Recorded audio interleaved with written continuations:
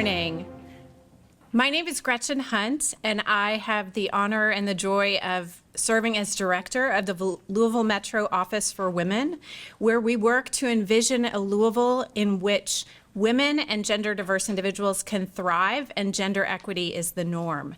And the way that we do that is through policies, programs, education that elevate the status of women and gender diverse individuals, and this is the important part today, fostering a collective shared responsibility for gender equity. The gender equity really is everyone's business, and you can see that with this tremendous collaboration here today. So today, I welcome you to Period Action Day. This is celebrated around the world today, and it's a day where we recognize period poverty and the need to increase period equity.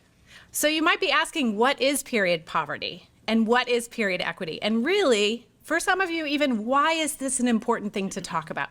So period poverty simply refers to the inability due to financial constraints to be able to get period products, tampons, pads, things that are necessary for you. An example of that might be that this very morning, Friday, somewhere in our city, there's a 12-year-old waking up for their first time having their period, and there's no period products in that house. And that child is choosing not to get on the bus to go to school.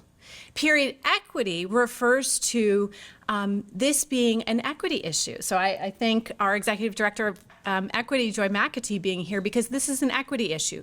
Period equity refers to having policies and programs in place that allow individuals who menstruate to be able to fully participate. So that's not only just payment for and funding for period products to make them accessible, but policies and education and training to get rid of the shame and stigma around periods. So we know that here in Louisville, there are a number of people who cannot afford period products, and this impacts them going to school and to work. So some of the most impacted include youth, so folks who are 9 to 17, girls and other people who menstruate not being able to go to school because they don't have period products. And period products, lack of having them can also lead to people missing work.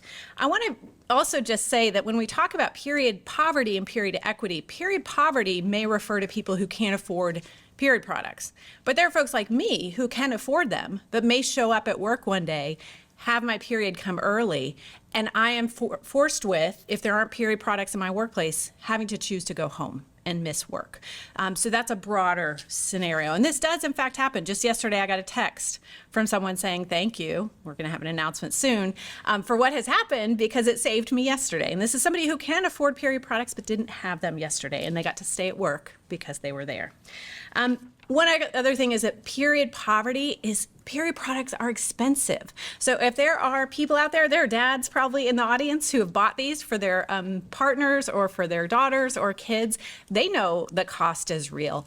But it really is staggering. Over a cycle of someone's lifetime, they will have 450 menstrual cycles. Approximately. Everybody's a little different. Our bodies are all different.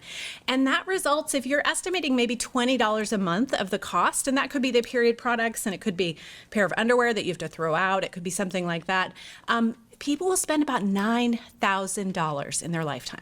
$9,000. And this is a really critical thing as we think about gender equity, because you're talking about women and girls and people who menstruate who are already less likely to receive equal pay, less likely to be able to afford these products in the first place. This is just the first part of this work that we're doing in collaboration, and today is a really exciting step because what we're happy to announce is a pilot project in which period product dispensers, so there's one just to my right, will be installed, have been installed in 18 public restrooms in the Department of Public Health and in Metro Hall, in all the public-facing restrooms. And there will be a variety of tampons and pads in those dispensers that are available. Now, why is this important? I said, we need to define period poverty, we need to define period equity, but why is this important? Well, it's not a coincidence, and as I was reflecting here today, October is also Domestic Violence Month. It's also Breast Cancer Awareness Month. And those are two issues that predominantly impact women and gender diverse individuals that for many, many decades and years were shameful to talk about. It's not a coincidence that these things happen. It's also not a coincidence that this week, Claudia Golden was the first woman, Google her name, she was the first woman to win solo prize, the Nobel Peace Prize in economics, for her work on the motherhood penalty and looking at gender equity in the workplace. And the reason I say that is that you may think that period poverty, period equity is just a tiny thing, but it is so interrelated to many other historic barriers to women's full participation in society. So if we want to allow women and people who menstruate to fully participate in school, work, and be in public spaces, this is a first step. I want to thank all the people who are part of this collaborative. This is a really exciting collaborative. I first want to thank Mayor Craig Greenberg for his support of this. It's really important to have male allies join in this to recognize that this is important. I want to thank my colleagues at Public Health, our deputy mayors, Barbara Sexton-Smith and Nicole George, who you will hear from. I want to thank the Executive Director of Equity, Joy McAtee, the Menstrual Freedom Coalition at the university, led by the U of L Women's Center, Jamaica Jones and Dr. Jabani Bennett. I want to thank students at Grace James Academy who are raising awareness on period equity, and in fact, some of the staff at Grace James who have partnered in a period product drive, and many of the folks. But really, I want to recognize some unsung heroes today. The folks in Louisville Metro facilities are the ones who will do this work. It's easy to sit up here and pass the policies and push these things, but it's harder to do the daily work of gender equity. They may not think that they're doing the daily work of gender equity, but there's the ones who installed the period product dispensers, and we will refill them. Two other important things. There are allies as well on Metro Council. So Councilwoman Paula McCraney, Councilwoman Jennifer Chappell, who are co-chairs of the Women's Caucus, have also been strong allies and have worked on, in the past, passing an ordinance to urge Frankfurt, the legislature, to remove the pink tax. And so we are so grateful for these partners. Lastly, I just want to add, before I turn it over to Connie Mendel, my colleague in Louisville Department of Public Health, that the funding, initial seed funding for this project comes from the Office for Women and the Department of Public Health. And we do hope that this is the first step of a larger effort to increase period equity in Louisville. So thank you so much, and I want to introduce Connie Mendel.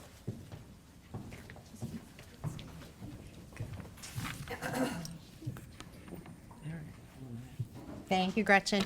I first met Gretchen when the Office of Women was introduced back in February, I think, and she invited all of the directors over just for a great learning experience, and she talked about different projects and different things we could do.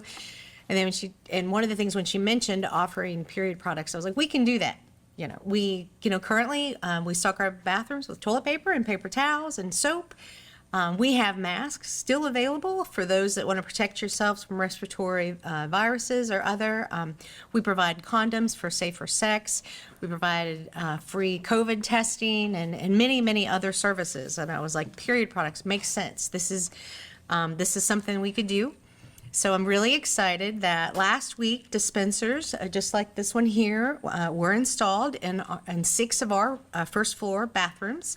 So these include our gender neutral bathrooms, as well as our men's and women's. So these products are available for anyone who needs them, including a father who needs to supply his daughters and children with period products. Period need is a public health issue. Lack of access to period products can not only lead to lower productivity by workers or students, but it could also lead to mental health issues like depression. This in due part to the stigma and the feeling of embarrassment, of shame of someone getting their period. People who lack access to period products may also try to extend the life of a tampon, which can certainly cause discomfort and health complications, putting them at a greater risk, for example, for toxic shock syndrome, which can be a life-threatening infection.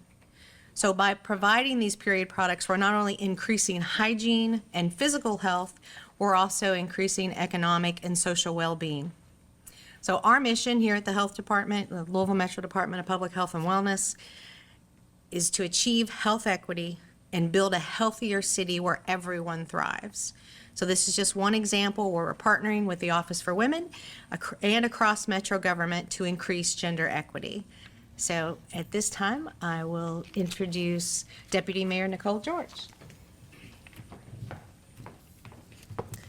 Thank you, Connie, and good morning. And my mind is still reeling when I hear $9,000 that is spent in a woman's lifetime. That is tremendous. So I'm Nicole George, and I'm really happy to say that period product dispensers are now available in 12 bathrooms at Metro Hall, and they can be found in every public restroom on every floor there. With these initiatives, Louisville joins cities and states that are addressing period equity. For example, the state of Utah and the city of Indianapolis provide free period products for all public buildings. The state of Ohio and the cities of Boston and New York provide free period products in schools. And these policies are measurable in the way of outcomes. For instance, New York saw a 2.4% increase in school attendance after providing free period products. I'm also excited to announce a terrific partnership with MSD, who will be donating period product disposal boxes for installation in metro parks. So I give a big thanks to Wes Sidnor and Cheryl Lauders, who's here with MSD, for their partnership. This will increase hygiene and prevent period products from entering our water system. We know that's important not just for the health of our water system, but also the maintenance of our metro facilities. So with that, I'd like to turn it over to Deputy Mayor Sexton Smith. All right. Thank you, Deputy Mayor Nicole George. It is a pleasure and an honor to be here this morning. And as your deputy mayor, one of the 5 deputy mayors, I am a proud period product partner. And I am asking everyone in this community to join us and join more than 5,000 Louisville Metro government employees and Mayor Craig Greenberg in this effort to create period equity and to eliminate period poverty. So please join me and all of my other colleagues and be a proud period product partner. It was very interesting when we started having this conversation about how we would talk about this publicly. And I'm going to keep this message real, and I'm going to keep it short. And someone said, "Oh my God, are you really talking about what I think you're talking about?" And I said, "Yes, we are." And they said, "Oh my God, do we really have to talk about this?" I said, "Yes, we do." That gave us an opportunity to not find fault with one another, not blame someone for what they didn't know. You don't know what you don't know until you know you don't know it. So it gives us all an opportunity to raise awareness with the leadership of Director Gretchen Hunt as she helps us all understand this importance. There's not a person alive, in my opinion, who has menstruated in their life that they cannot remember that moment in time of one of the most embarrassing, humiliating moments in their life. I'll share with you publicly for the first time. I experienced period inequity and period poverty from the time I was 11 and a half until I was 57 years old. Think about that.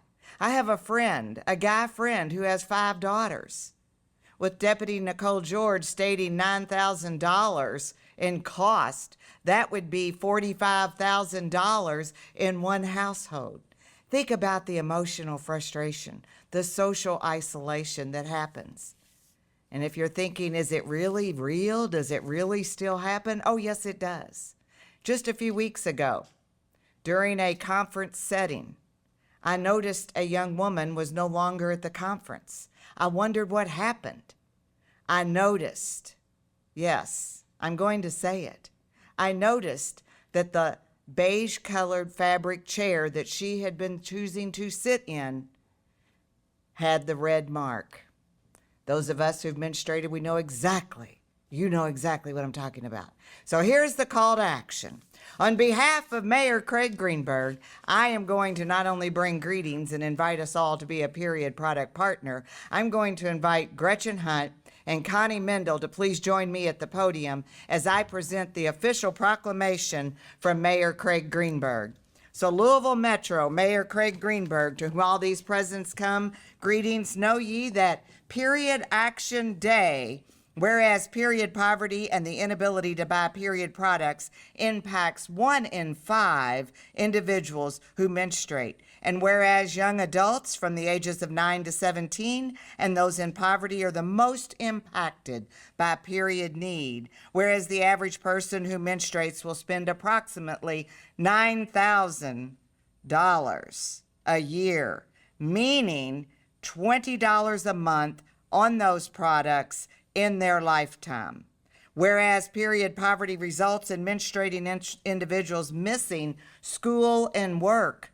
It doesn't say it in the proclamation, but they're going to miss all important social engagements and time with family.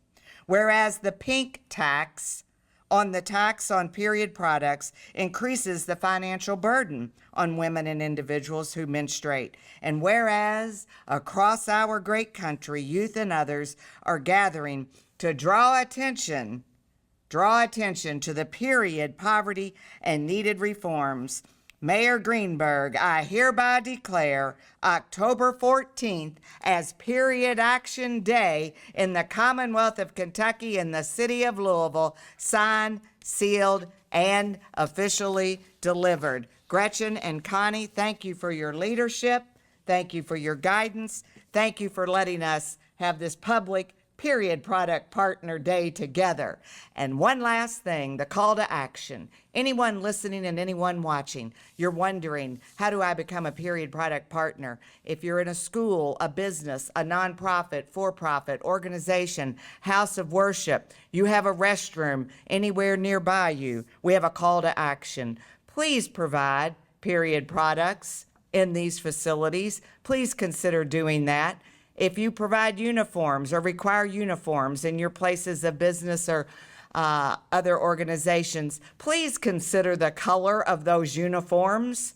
Yes, yes, I can hear folks clapping. A khaki-colored pair of slacks might look great with that beautiful navy blue or that wonderful black or that red shirt. However, a pair of khaki pants can become a nightmare for someone who menstruates, or a khaki dress or skirt or whatever one chooses to wear. So please think about the color of the uniforms that you are requiring. And yes, I am going to add, please allow flexible scheduling.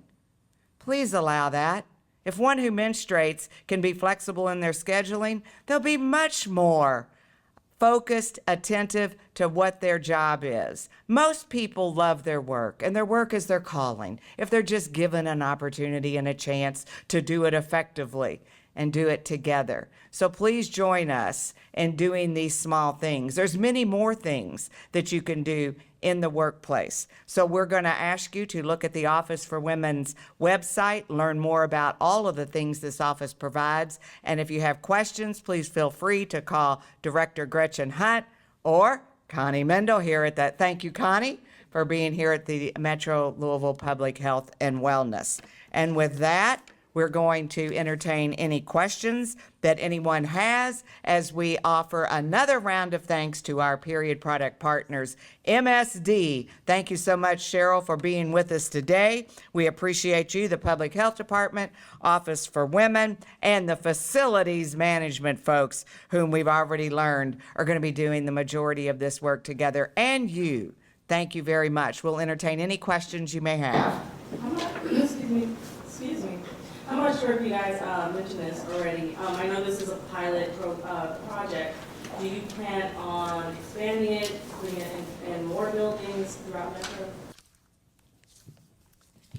So as with anything, you begin, you don't run, right? When you begin something, you go step by step. So we are looking at this as a pilot. We want to examine how it works. We want to make sure that it's effective. We do believe that it will be an investment worth making, that the outcomes of people being able to, remain in work and not have to leave work do make financial sense, social sense, equity sense, but we will be examining that. I think that the goal in most communities is to address period equity and start spreading this cost out, right? There's a lot of cost that is borne by women and girls and people who menstruate, and we know that that has outcomes that are negative for those individuals and actually economic outcomes that hurt the community. So we want to make that case and broaden it. And so hopefully we'll be doing it step by step, not just in Louisville Metro, but in the entire community. So that's the goal. Yesterday, whenever we went to a press conference at Metro Hall, one of my male colleagues went to the bathroom and saw those dispensers, and we started talking about it. Are you hoping that this also sparks conversations, like you said, a dad who sees those and grabs them, to make this more of a, it's not something we have to tiptoe around, this is a conversation, it's health. Are we hoping that not only in the bathrooms to be more inclusive, but also to start those conversations? Yes, that's exactly what we're hoping will happen. And Connie had mentioned that these are being also installed in restrooms that are designated for men at this time. And people are already asking, well, why would you do that? The reason is a father, a brother, a grandfather, an uncle, a great-grandfather may be in that space and may know that there is someone menstruating nearby him, and he could be the one that could pick that up for that individual. Because for whatever reason, that individual may be too embarrassed to leave where they are. They may be too embarrassed to get out of the car and go into that place where they know there is a product. I'm also, along those same lines, would like to say, many people who do not menstruate do understand this, and they're already self-appointed, anointed period product partners. My husband is one of those. When I told him where I was going today, he's 83 years old, and you may think there's a generational knowledge difference there. The very first thing he said was, "What took us so long? This is so obvious. We should have been doing this all along." So thank you for that question. Are there other questions? And as far as tax on just products in general, Kentucky, Indiana, or just some of the few states that still put tax on those products, is there also just push to remove that tax? Where are we in that fight to just remove it completely?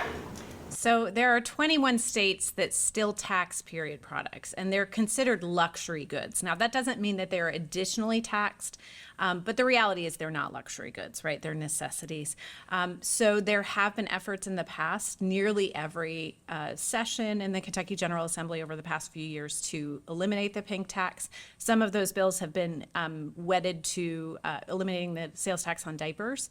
And in fact, Metro Council in about a year and a half ago passed a resolution urging Frankfort to end the sales tax on both diapers and period products. So I think there is as much will in Louisville as possible to urge Frankfort, but it's something that's outside of our hands for them to make that decision. And why do you feel like we haven't gotten there just yet? So I think, as Deputy Mayor Sexton Smith said, what you don't know that it's an issue. But I would say as soon as people start this conversation about period equity, you realize it's really the tip of the iceberg. It's a public health issue. It's a fundamental issue about how people, primarily women and gender diverse individuals and those who menstruate, move about the world. So it is a big issue, but it takes people a little bit of education to get there. A lot of that is because of the shame and stigma around this issue.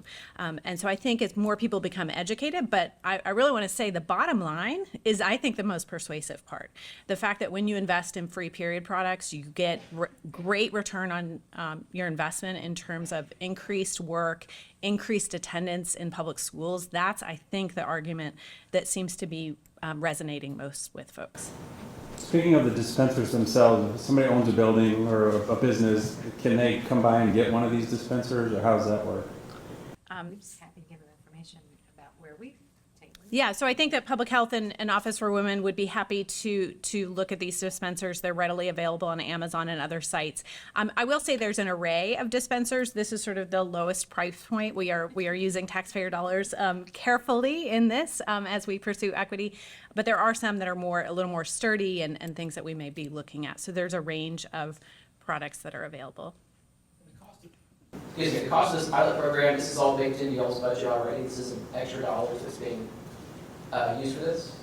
So the Office for Women has provided this initial seed funding for the 12 dispensers in Metro Hall and the period products for a year. That's part of our budget. And then Public Health, I don't know if you want to talk about. Yeah, we were able to find room in our budget and plan to continue doing this moving forward. Like I mentioned before, we provide toilet paper and paper towels and soap in our restrooms. We provide the masks still here for those that want to protect yourself against those, influenza or COVID. We have room in our budget to provide condoms for safer sex, for Narcan, for overdose reversal. So this is just one more tool in public health, improving public health. And I know it's amazing that you guys were able to find room in your budget, but are you hoping that this can be funded just year-round? This can be a focus that gets funding? Absolutely. And just as Gretchen mentioned, you know, we want this not just to be a metro government.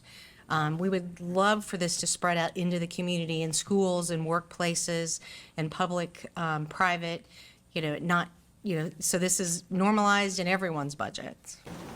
You mentioned COVID a minute ago, on an unrelated topic. And before we go to an unrelated topic, we do want to bring closure to this. So now, what we had planned to do is to wrap up the full cycle of the cycle. The menstrual cycle doesn't end until the product needs to be disposed of. And when the product needs to be disposed of, this is something that, if not done properly, affects every one of us everywhere we go, wherever there is a bathroom. So I'm going to ask Cheryl to come up. Cheryl represents Metropolitan Sewer District, MSD, and talk very candidly about the disposal of the products, because we all know how frustrating it is when the toilet is not working properly because someone needed to dispose of a sanitary tampon or pad and had nowhere to put that. If there's no garbage can, trash can, those silver boxes that you see, the metal boxes on walls, those are for disposing of these products. If you don't have those boxes on your walls in the bathrooms where you are, then please consider installing those. Most restrooms have a sign inside the door. For those of you that don't go into bathrooms where you're menstruating, that sign typically says, please do not dispose of sanitary products, tampons, or pads in the toilet. Cheryl, I've teed it up. Can you help us understand the power of a period product partner in the flush? No flush. Cheryl? Thank you, Barbara. That was a great tee up. Yes, this dovetails in perfectly with MSD's mission for treating wastewater. And yes, ladies, those products can cause issues if they're flushed down your toilet. They can cause issues in your home or business because they weren't designed really to be flushed. If they make it through that pipe and get to the larger pipes, they can cause issues with our pumps that push the wastewater along the way to our wastewater treatment facilities. We have lots of gross photos of wipes and other products being pulled out of the wastewater system as they just don't degrade on their own, so they have to be removed somewhere in the process. So MSD is proud to sponsor this along with our friends in our Bowl Patrol, which will be introduced through this campaign. Mr. P, Mr. Poo, and Mr. TP. They're the only things that you flush. If it doesn't come out of your body or you don't wipe with it, don't flush it. Otherwise, it needs to go in the disposal box. Thank you. All right, very well done, Cheryl. All right, so that concludes this particular press conference related to our period action day. If there are other questions that are unrelated to the subject matter here today, several of us will remain and be happy to answer those questions. Thank you all so much for being here today.